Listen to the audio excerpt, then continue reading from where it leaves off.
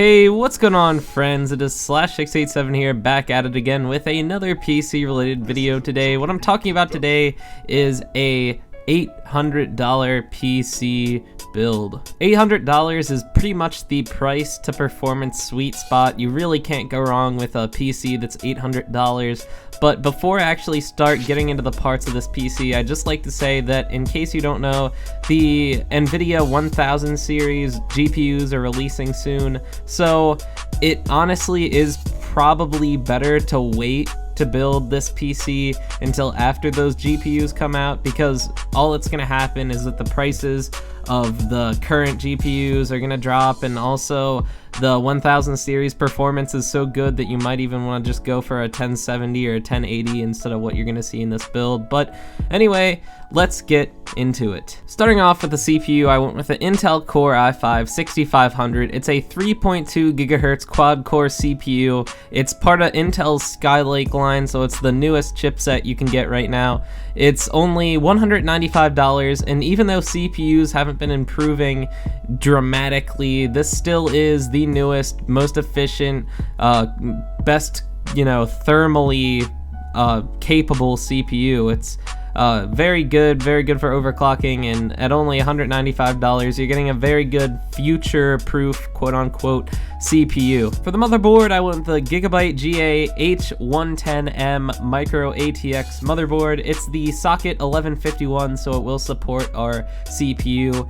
It supports 2 sticks of memory, up to 32 gigabytes total, so it's not really that upgradable.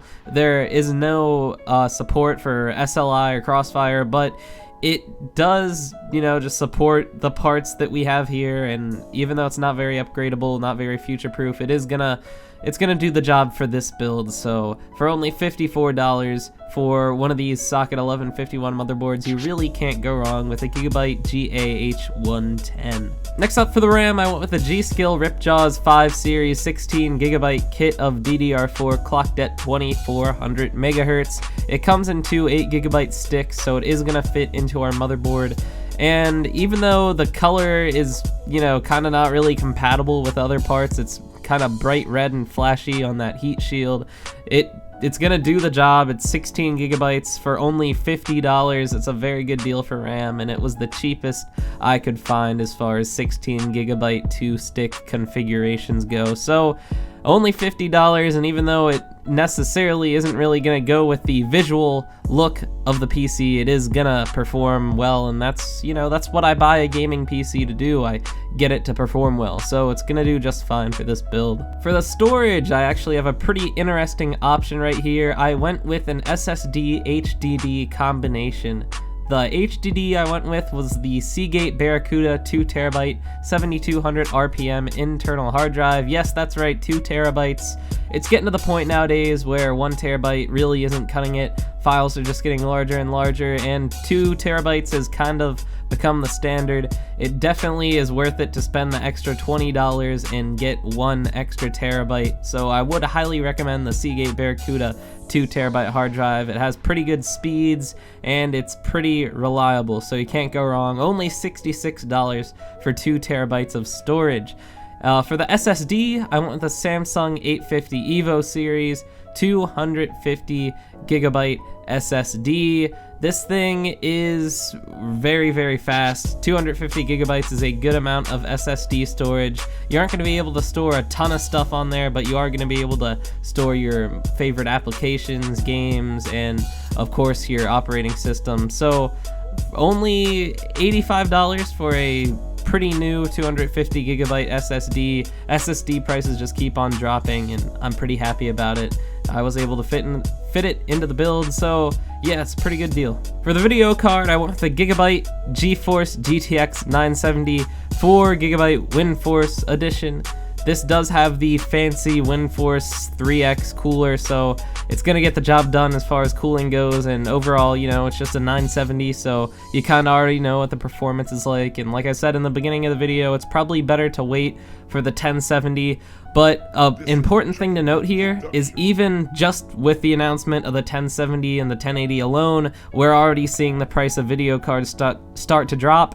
This GTX 970 is only $268 after a 10% off promo, which is only going on for 72 hours. So if you're interested in getting this GPU for only $268, I'd recommend hopping on that deal right now, because like I said, it ends in 2 more days, and you also get a $20 mail-in rebate. It brings it all the way down to $268. That's a great deal for any brand of 970, even though Gigabyte really is not my favorite when it comes to video cards, but for only $268, you really can't argue against it. It is a great deal. For the case, I went with the Corsair 200R ATX mid-tower case. It's in pretty much all my builds. It's a very good case, very good looking, very good airflow, very good cable management.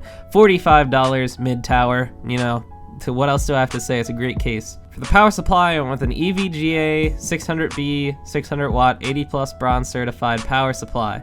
It's only $40, it's 600 watts, it's bronze certified, and it's made by a reputable brand, EVGA. You really can't go wrong. It fits all the criteria, is gonna have enough power to power this build, and that's gonna wrap up the build. So it comes out to $803.62. If you really can't afford the $3.62 that I went over budget, just send me an email, man. I'll help you out, and you know, we'll figure this stuff out. We'll get to the bottom of this, and I will provide you with the necessary funds to build this PC. So I hope you all enjoyed. Be sure to join the Slash think tank. We're solving the world's problems every day, and you know, just building PCs like crazy. So click that subscribe button to join, and be sure to leave a like rating. Also, be sure to comment if you have any questions, and the beautiful men and women in the Slash think tank will help you out and help solve all the questions that you could possibly have. So hope you all enjoyed. Have a great night and enjoy your weekend. Peace.